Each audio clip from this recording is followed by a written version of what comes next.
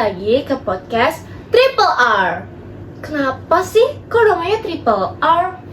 Karena nama kita bertiga itu ada huruf R-nya. Kok bisa? Siapa aja emang? Aku, Yora. Aku, Haura. Aku Mirza. Oke, kita di sini bakal ngobrolin topik yang ya kadang itu bikin klien ketar-ketir. Soalnya kali ini kita bakal bahas soal utang. Oke, mesti teman-teman di sini pernah lah mendengar apa itu utang dan mungkin pernah ngutang juga atau pernah diutangin temen ya. Nah, di sini aku pengen tahu dulu nih, menurut Mirza sama menurut Yora, itu tuh utang masalah atau solusi sih? Oke, kalau buat perusahaan sih utang itu bisa menjadi masalah dan bisa juga jadi solusi ya. Tapi kalau bagi auditor, utang itu bisa jadi sumber masalah yang paling krusial jika perusahaan itu catatannya ngaco atau nggak jelas. Betul banget. Apalagi kalau utang perusahaan itu besar banget, tapi itu nggak ada data pendukungnya. Kita sebagai auditor itu bisa jadi detektif dadakan, guys. Oke, buat teman-teman di sini yang masih belum ngerti soal utang, bisa kali ya Kak kita jelasin lebih dulu utang itu apa dalam konteks laporan keuangan? Secara sederhana, utang itu merupakan kewajiban perusahaan ke pihak lain. Itu bisa timbul karena pinjaman kredit, pembelian kredit, atau jasa yang belum dibayar. Dan si perusahaan itu harus membayar utang itu di masa yang akan datang. Dan biasanya utang itu dicatat di akun liabilitas. Nah, di sini kita akan jelasin liabilitas sedikit ya. Liabilitas itu tuh dibagi menjadi dua, liabilitas jangka pendek dan liabilitas jangka panjang. Nah, untuk liabilitas jangka pendek itu masa pembayarannya itu di bawah 1 tahun, jadi kurang dari 12 bulan, Kak. Kalau liabilitas jangka panjang itu pembayarannya lebih dari 12 bulan atau lebih dari setahun. Terus disinilah tuh kita masuk sebagai auditor untuk ngecek ini tuh utangnya bener nggak sih? Oke, sekarang kita bakal masuk ke bagian yang cukup menarik nih. Menurut Mirza sama Yora, apa sih tantangan yang paling umum waktu kita menemukan studi kasus di audit? Terutama di soal utang ya, gitu.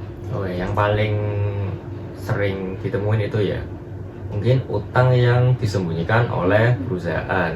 Jadi si perusahaan itu nggak mau utangnya terlihat banyak oleh para pihak yang berkepentingan ya, seperti investor, pemerintah, dan lain-lain.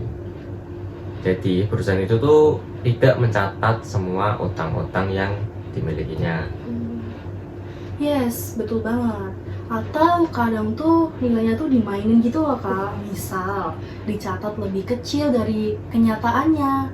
Dan itu tuh biar rasio keuangan perusahaan itu tuh biar jadi bagus gitu. Jadi ada permainan di dalamnya gitu, Kak. Oke, berarti terjadi manipulasi itu nggak cuma di hal-hal lain tapi juga di utang juga bisa ya? Ya, bisa banget. Oh. Bahkan ada yang nyamarin utang itu sebagai pendapatan di akhir tahun biar labanya itu kelihatan gede. Itu sih udah alarm merah ya, Kak, ya, untuk auditor. Kita sebagai auditor tuh harus jeli banget, terutama soal cut off. Karena salah periode pencatatan tuh bisa bikin laporan jadi misleading. Misleading itu apa sih Kak? Misleading itu artinya menyesatkan ya. Jadi informasi utang yang disediakan perusahaan itu bukan nominal yang sebenarnya. Jadi perusahaan itu salah pencatatan lah ibaratnya. Berarti tuh kalau bisa dibilang misleading tuh kayak semacam informasi yang dikasih setengah-setengah atau dibungkus, luarnya kelihatan bagus padahal dalamnya nggak seindah itu ya?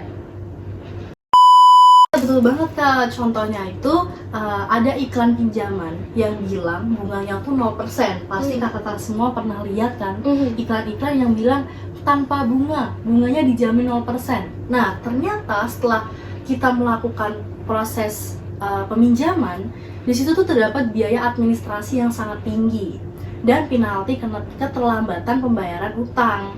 Jadi totalnya pembayaran malah menjadi membengkak.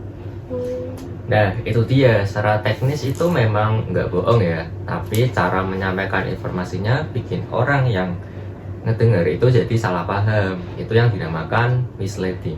Oh iya, aku tuh pernah loh kenal sama orang yang bilang utangnya tuh tinggal dikit. Tapi pas dia cerita lebih dalam, ternyata masih ada 5 tagihan cicilan yang belum dihitung. Waduh.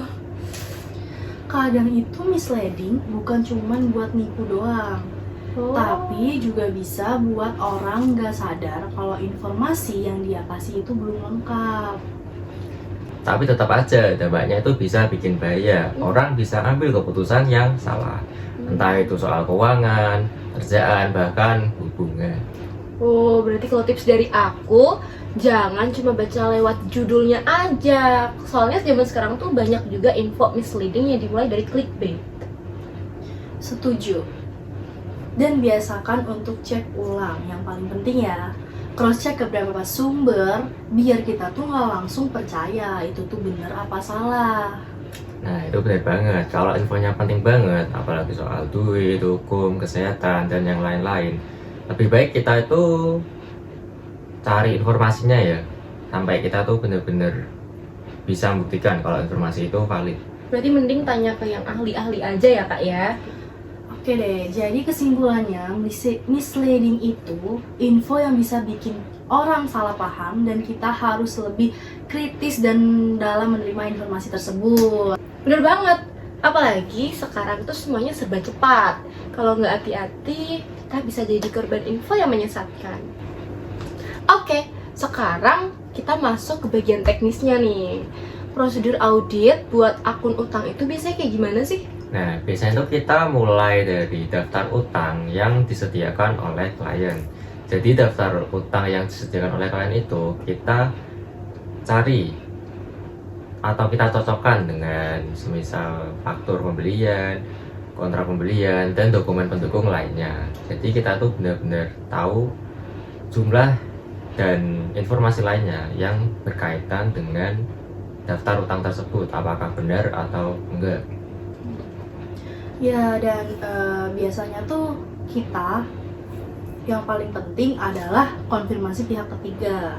Kadang kita tuh kirim surat konfirmasi langsung ke vendor buat minta mereka buat verifikasi saldo utang klien ke mereka. Kalau mereka jawab dan saldonya beda, itu jadi red flag buat kita. Oh, berarti tuh kita perlu validasi dari internal dokumen dan juga sumber eksternal ya? Nah, benar banget. Dan jangan lupa, kita sebagai auditor itu harus memeriksa pembayaran setelah tanggal neraca. Semisal ada utang di tanggal 5 Januari, namun tidak diungkapkan dalam laporan keuangan pada tanggal 31 Desember. Nah, itu bisa jadi utang yang tersembunyi. Iya, itu tuh sering banget disebut dengan liabilitas cut off test. Kita pastikan semua utangnya tuh yang sudah ada sebelum akhir tahun benar-benar dimasukin. Karena kalau enggak, klien bisa aja menyembunyikan kewajiban biar laporan keuangannya tuh kelihatan lebih sehat atau lebih stabil. Kalau dipikir-pikir, berarti kayak audit bayangan ya? Berarti kita harus cari jejak yang mungkin sengaja nggak ditunjukin. Nah, benar banget. Jadi nggak cukup hanya lihat data yang disediakan. Kita harus aktif dalam mencari bukti-bukti lain. Misal si perusahaan itu biasanya ada utang rutin tiap bulan lah ke suatu vendor, katakanlah vendor A. Nah, tapi tiba-tiba itu di bulan Desember perusahaan itu tuh tidak mencatat utang di bulan Desember. Nah, itu yang patut dicurigai. Kadang kita tuh juga harus ngecek jurnal umum dan buku besar. Lihat ada nggak sih jurnal penyesuaian yang aneh menjelang akhir periode. Klien tuh bisa aja memanipulasi akun utang dengan jumlah koreksi yang sengaja dibuat. Terus kita perlu nggak wawancara sama bagian keuangan klien juga? Nah, itu perlu banget. Kita bisa dapat insight dari sana. Misalnya mereka bisa jelasin alasan keterlambatan pencatatan atau perbedaan data. Tapi tentu saja ya tetap harus di cross check sama dokumen. Dan jangan lupa faktor risiko. Misalnya nih, kalau ada klien yang susah atau lagi kesulitan cash flow, potensi mereka untuk menunda pengakuan utang itu jadi lebih tinggi. Disinilah profesional skeptisisme kita diuji sebagai auditor. Wah, ternyata audit utang itu lumayan kompleks juga ya. Nggak cuma angka-angka di kertas aja, tapi juga butuh insting dan juga ketelitian. Nah, benar banget. Semakin besar perusahaan, maka semakin banyak vendor dan transaksi. Maka makin besar juga tantangan si auditor. Tapi disitulah serunya jadi auditor. Kita jadi kayak detektif keuangan, nyari kebenaran di balik laporan. Nah, iya juga sih. Oke, makasih ya penjelasannya untuk hal ini. Sekarang aku juga makin paham sih alur-alurnya. Sekarang kita cerita-cerita yuk. Kalian pernah nggak sih nemuin utang yang paling misterius atau ajaib gitu? Aku sih pernah ya nemu studi kasus tentang audit perusahaan yang punya utang ke pihak ketiga. Tapi pas dicek, itu ternyata pemilik perusahaannya sendiri, nggak dicatat sebagai utang pemegang saham. Wah, kalau aku pernah nemu invoice fiktif. Jadi perusahaan itu ngaku punya utang 5 miliar ke vendor. Nah, ternyata vendornya itu juga fiktif. Ada yang bikin invoice palsu buat naikin beban, jadi pajaknya itu biar turun. Waduh, berarti niat banget ya itu. Jadi auditor itu juga perlu skeptis ya? Betul banget, kita sebagai auditor tuh harus skeptis, nggak bisa cuma percaya kertas. Harus ada informasi dan harus kita cross check itu betul atau enggak.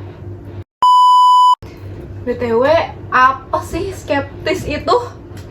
Jadi skeptis itu sikap tidak langsung percaya pada suatu informasi. Jadi kalau kita dapat informasi, kita harus lihat dulu nih, informasi itu benar apa enggak. Bukan berarti sinis ataupun curiga terus ya, tapi lebih ke hati-hati dan juga kritis. Nggak mudah percaya, tapi juga nggak asal nuduh. Betul banget, dalam dunia audit, sikap skeptis ini tuh perlu banget atau penting banget. Auditor tuh nggak boleh langsung percaya semua data atau penjelasan klien tanpa pembuktian yang cukup. Kita harus ada bukti yang benar-benar bikin kita bisa percaya gitu. Oh, berarti karena tugas auditor itu memastikan laporan keuangannya itu dapat dipercaya atau tidak. Dan kalau mereka terlalu gampang percaya, bisa-bisa malah kita yang kecolongan. Misalnya, kalau ada angka yang terlalu bagus di laporan keuangan, auditor harus mikir, ini beneran hasil bisnis atau hasil manipulasi. Makanya di dalam auditor tuh ada istilah profesional skeptisisme, yaitu skeptis yang dibarengi penilaian profesional. Jadi bukan curigaan buta, tapi tetap pakai logika dan bukti. Pertama jelas skeptis, tapi selain itu auditor tuh juga harus teliti, objektif, dan juga punya integritas. Dan jangan lupa harus bisa berkomunikasi dengan baik. Kadang data saja itu nggak cukup, jadi kita perlu klarifikasi ke pihak ketiga. Auditor itu juga harus tahan tekanan loh guys. Kadang mereka dapat tekanan dari klien yang minta hasilnya tuh bisa aman-aman aja. Nah disitulah integritas kita diuji.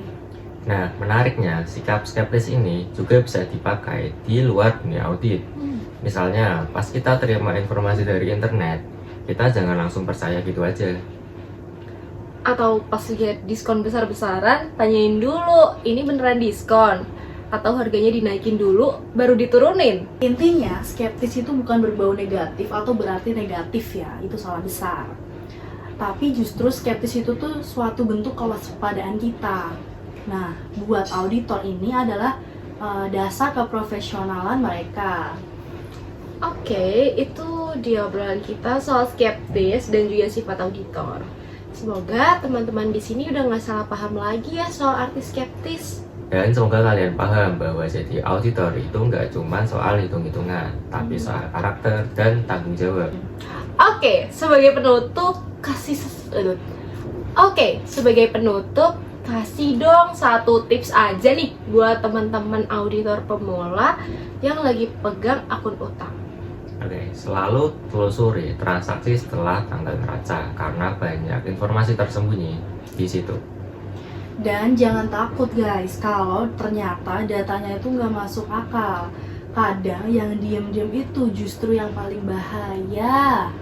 Wih, mantap. Terima kasih ya Mirza dan Yora. Hari ini kita udah bisa belajar banyak nih soal utang dan sharing-sharing.